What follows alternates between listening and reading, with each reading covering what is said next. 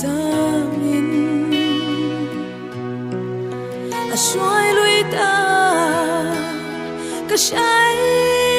tuat lai pia lei thua ria muaya zal turin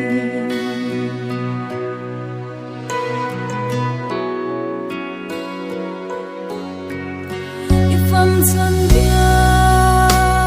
thu alo thlenin e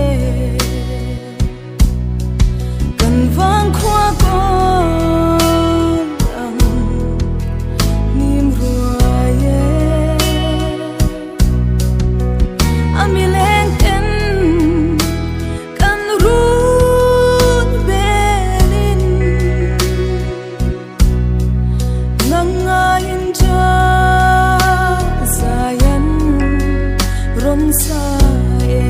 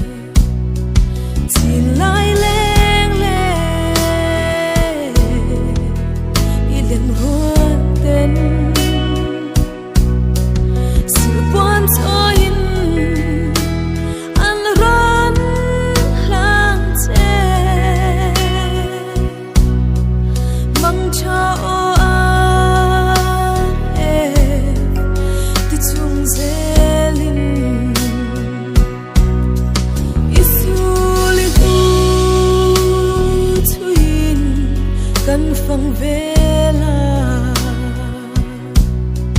atlang le mo adang silo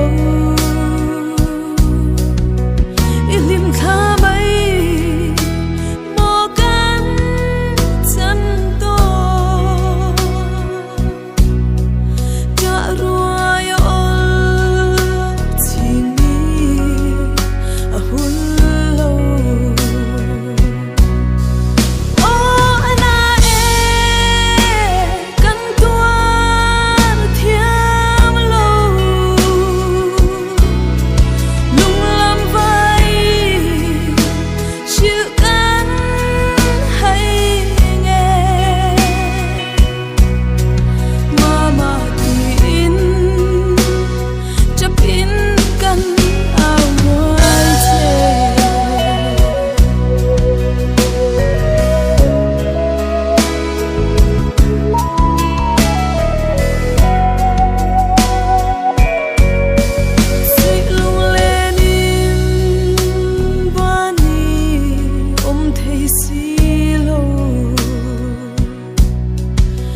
phong rao tha